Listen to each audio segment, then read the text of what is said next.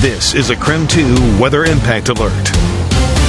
I'm meteorologist Michelle Boss here to give you a heads up on a weather impact alert for your Monday. We enjoyed a nice, quiet and dry day today. After 3 days of rain, we picked up 1.25 inches of rainfall, more than we saw over June, July, August and September combined. But today's break doesn't mean we are done with the rain yet. In fact, we're going to get kind of a triple threat on Monday. We've got wind and rain and mountain snow on the way. For the Spokane area, looking for just wind and rain, not quite cold enough to see the accumulating snow.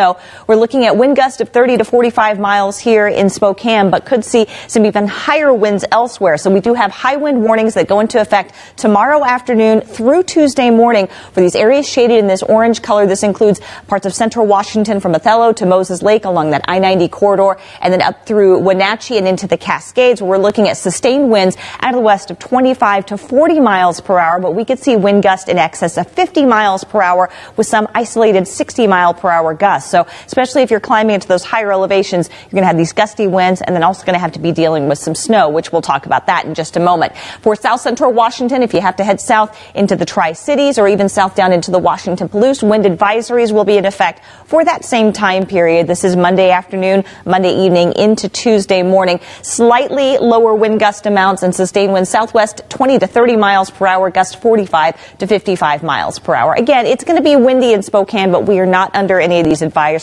It's just going to be kind of a windy day. Now, as you climb an elevation into the Cascades, you'll have to deal with wintry weather as well. Winter storm warnings in effect for much of the Cascades above 3,500 feet. So that includes Stevens Pass and Washington Pass.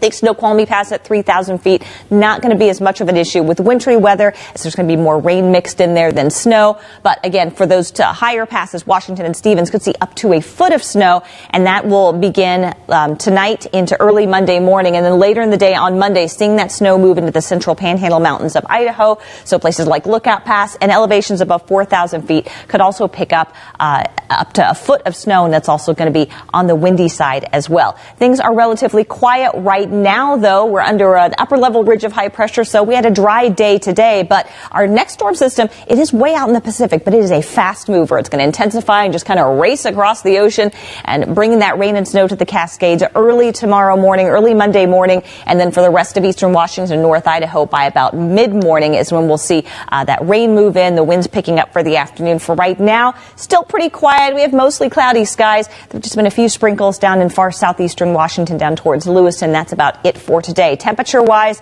temperatures haven't changed a whole lot over the last several days. We've seen highs in the mid-40s. We're currently in the upper 30s right now on this Sunday evening. Upper 30s in Coeur d'Alene, a little bit warmer out in central Washington where they were in the 50s this afternoon. Now, most locations in the 40s. Short-term forecast. Pretty quiet if you have things to do for Sunday evening. No weather issues. Mostly cloudy to partly cloudy skies. Temperatures in the 30s. Overnight, it's going to be relatively quiet. Clouds will start thickening up towards morning. If you get up early in the morning, not going to be an issue. Future tracker showing dry weather for this evening, dry weather overnight, and at 7 o'clock in the morning, cloudy skies, but not really seeing that precipitation really fired up yet. By just a couple of hours later, we will see that wet weather move in. Mountain snow coming down heavy in those higher elevations in the Cascades, and there will be snow in the mountains of north central and northeastern Washington. Sherman Pass could pick up 3 to 5 inches. We'll also see some snow in northeastern Washington and far north Idaho, just not under winter storm warning criteria. We continue through the day. This is about the time kids are getting out of school. Still seeing wet weather in the lower elevations, continued snowy in the higher elevations, still very windy at mid-afternoon. And then for late in the evening, Monday evening, still some lingering rain and snow showers across the region. We'll kind of move towards just mountain snow showers as we get into Tuesday morning.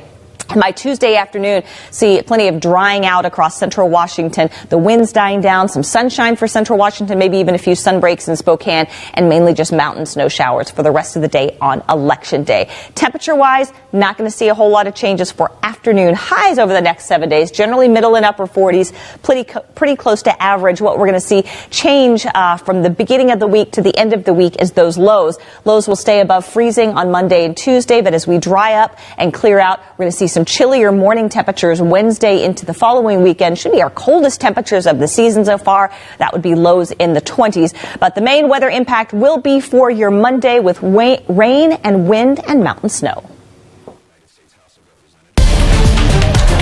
This has been a KREM 2 Weather Impact Alert. Keep it right here on KREM 2 for updated weather impact information and get immediate weather impact alerts on the KREM 2 app.